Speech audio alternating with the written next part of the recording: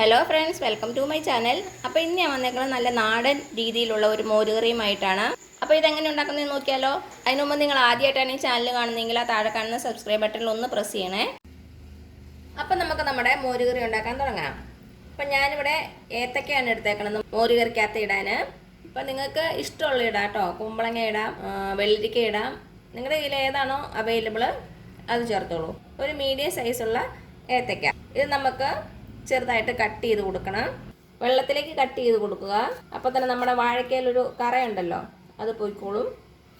ഇനി നമ്മൾ മോരുകറി വെക്കുന്ന പാത്രത്തിലേക്ക് ഈ വാഴക്ക ഇട്ട് കൊടുക്കാം. ഞാനിപ്പോൾ ഇവിടെ ചട്ടിയിലാണ് വെക്കുന്നത്. കലച്ചട്ടിയാണ് ഏറ്റവും നല്ലത് നമ്മുടെ മോരുകറി വെക്കാൻ. ഇനി പച്ചമുളക് ഒന്ന് ജസ്റ്റ് കീറിയിട്ട് കൊടുക്കാം. ഇനി ഇതിലേക്ക് കുറച്ച് കറിവേപ്പില കൂടെ ഇട്ട് കൊടുക്കാം. ഇനി നമ്മുടെ മോരുകറിക്ക് ആവശ്യമായിട്ടുള്ള മഞ്ഞൾപ്പൊടി ഒരു 1/2 ടീസ്പൂൺ ഇട്ട് കൊടുക്കുക. പിന്നെ ആവശ്യത്തിനുള്ള ഉപ്പ്.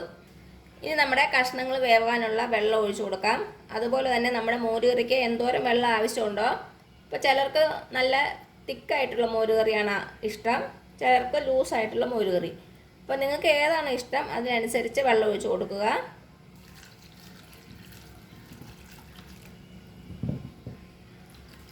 ഞാനിവിടെ അധികം ലൂസ് അല്ലാത്ത അധികം തിക്കല്ലാത്ത മോരുകറിയാണ് ഉണ്ടാക്കുന്നത്. അത് കാരണം ഞാനൊരു 2-2.5 കപ്പോളം വെള്ളം ഒഴിച്ചിട്ടുണ്ട്. ആവശ്യത്തിനുള്ള മുളക് പൊടിയും കൂടെ ഇട്ട് കൊടുക്കുക. ഞാനിവിടെ ഒരു 3/4 ടീസ്പൂണോളം മുളക് പൊടി ഇട്ടിട്ടുണ്ട്. ഇനി നമുക്ക് അടുപ്പത്ത് വെച്ച് നന്നായിട്ട് വേവിച്ചെടുക്കാം. അപ്പോൾ അതാ നമ്മുടെ കഷ്ണങ്ങളൊക്കെ നന്നായിട്ട് തിളച്ച് വന്നിട്ടുണ്ട്. ഇപ്പം നമ്മുടെ കഷ്ണങ്ങൾ വേവുന്ന സമയം കൊണ്ട് നമുക്ക് നമ്മുടെ അരപ്പ് റെഡിയാക്കി എടുക്കാം. അതിനുവേണ്ടി ഞാനൊരു അരമുറി തേങ്ങ എടുത്തിട്ടുണ്ട്. ഇതുപോലെ ചെറിയൊരു തേങ്ങയാണ് കേട്ടോ. ഇതിലേക്ക് ഒരു 1/2 ടീസ്പൂൺ ജീരകം ഇട്ട് കൊടുക്കാം. ഇനി ഈ തേങ്ങയും ജീരകവും കൂടെ നന്നായിട്ട് മഷി പോലെ അരയ്ക്കണം. നന്നായിട്ട് അരയ്ക്കണേ, തരികളൊന്നും പാടില്ല. തേങ്ങ അരയാൻ ആവശ്യമായിട്ടുള്ള വെള്ളം ഒഴിച്ച് കൊടുക്കാം. ഒത്തിരി വെള്ളം ഒഴിച്ചങ്ങ് അരയ്ക്കരുത്, അപ്പോൾ നന്നായിട്ട് അരയത്തില്ല. കുറച്ച് വെള്ളം ഒഴിച്ച് നന്നായിട്ടൊന്ന് അരച്ചെടുക്കുക. അപ്പോൾ ഞാനിത് അരച്ചെടുത്തിട്ട് വരാവേ. ഇപ്പം നമ്മുടെ വാഴയ്ക്കൊക്കെ നന്നായിട്ട് വെന്തിട്ടുണ്ട്. അപ്പോൾ ഇത്രയും മതിയാവും. ഇനി ഇതിലേക്ക് നമുക്ക് നമ്മുടെ അരപ്പ് ചേർത്ത് കൊടുക്കാം. ഇതാ നമ്മുടെ അരപ്പ് നന്നായിട്ട് അരഞ്ഞു വന്നിട്ടുണ്ട്. ഇതിലേക്ക് ചേർത്ത് കൊടുക്കുക.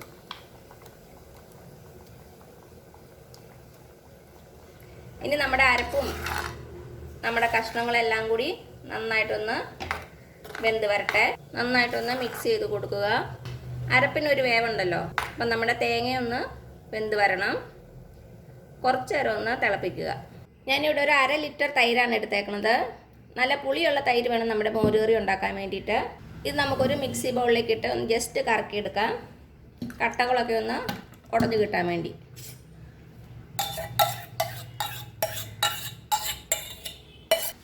ഇതിലേക്ക് ഒരു 1/2 കപ്പ് വെള്ളം കൂടി ചേർത്ത് കൊടുക്കുവാണേ. ഇനി ഇതൊന്ന് ജസ്റ്റ് മിക്സിയിലൊന്ന് കറക്കിയെടുത്തിട്ട് വരാം. ഇതാ നമ്മുടെ മോര് റെഡി ആയിട്ടുണ്ട്.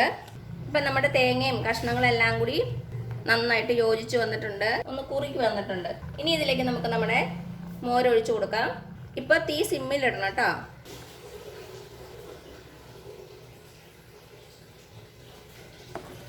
മോരൊഴിച്ച് കഴിഞ്ഞാൽ പിന്നെ തിളയ്ക്കണ്ട, ഒന്ന് ചെറുതായിട്ട് ചൂടായാൽ മതി. നന്നായിട്ടൊന്ന് ഇളക്കി കൊടുക്കുക. മോരുകറി ഇളക്കുമ്പോൾ എപ്പോഴും ഒരേ ഡയറക്ഷനിലേക്ക് തന്നെ ഇളക്കി കൊടുക്കുക. അങ്ങോട്ടും ഇങ്ങോട്ടും ഇളക്കരുത് കേട്ടോ, അപ്പോൾ പെട്ടെന്ന് അങ്ങ് പിരിഞ്ഞു പോകാൻ സാധ്യതയുണ്ട്. എന്ത് മോരുകറി ഉണ്ടാക്കിയാലും നമ്മൾ ഇളക്കുമ്പോൾ ഒരേ ഡയറക്ഷനിലേക്ക് മാത്രം ഇളക്കുക. ഒന്ന് ചൂടാകട്ടെ കേട്ടോ. ഉപ്പൊക്കെ ഒന്ന് ചെക്ക് ചെയ്ത് നോക്കണേ. ഇതിന് കുറച്ച് ഉപ്പ് കുറവാണ്, കുറച്ചുകൂടി ഇട്ട് കൊടുക്കാം.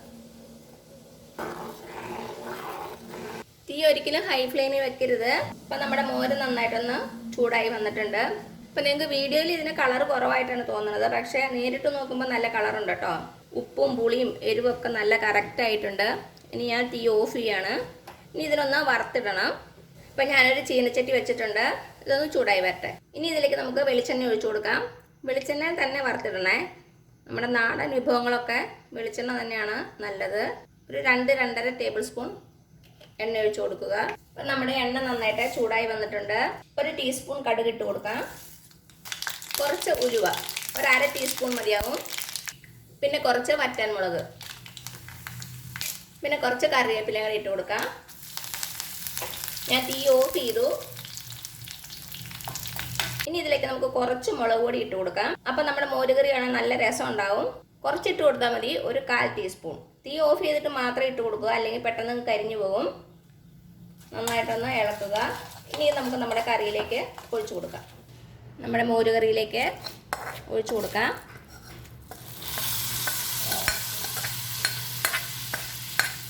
നന്നായിട്ടൊന്ന് മിക്സ് ചെയ്ത് കൊടുക്കുക. അപ്പം നമ്മുടെ മുളക് പൊടി ഇട്ട കാരണം നല്ലൊരു രസമില്ല നമ്മുടെ മോരുകറി കാണാൻ. അപ്പോൾ ഇത്രയേ ഉള്ളൂ നമ്മുടെ ടേസ്റ്റി ആയിട്ടുള്ള മോരുകറി. എല്ലാവരും ഒന്ന് ട്രൈ ചെയ്ത് നോക്കുക. നല്ല നാടൻ മോരുകറിയാണ്. നമ്മുടെ മോരുകറി ഉണ്ടാക്കി കഴിഞ്ഞ് പിറ്റേ ദിവസം കഴിക്കുമ്പോഴാണ് അതിന് കൂടുതൽ ടേസ്റ്റ് ആകുന്നത്. ഇപ്പോഴും ടേസ്റ്റ് തന്നെയാണ്, എന്നാലും ഒന്നുകൂടി ഒന്ന് ടേസ്റ്റ് പിറ്റേ ദിവസത്തേനാണ്. തയ്യാറാക്കി നോക്കിയിട്ട് അഭിപ്രായങ്ങളൊന്നും അറിയിക്കാൻ മറക്കരുത്. ഞാൻ ഇതിനു മുമ്പൊരു തേങ്ങ ഇടാത്ത മോരുകറിയുടെ വീഡിയോ അപ്ലോഡ് ചെയ്തിട്ടുണ്ട്. അതിൻ്റെ ലിങ്ക് ഞാൻ ഡിസ്ക്രിപ്ഷൻ ബോക്സിൽ ഇട്ട് തരാം. കാണാത്തവരൊന്ന് കണ്ടു നോക്കണേ. അപ്പോൾ ഈ വീഡിയോ ഇഷ്ടമാവുകയാണെങ്കിൽ സബ്സ്ക്രൈബ് ചെയ്യാൻ മറക്കരുത്. അതേപോലെ തന്നെ ലൈക്ക് ചെയ്യാനും ഷെയർ ചെയ്യാനും. അപ്പോൾ ഇനി പുതിയൊരു വീഡിയോ ആയിട്ട് വരുന്നവരേക്കും thank you so much. By.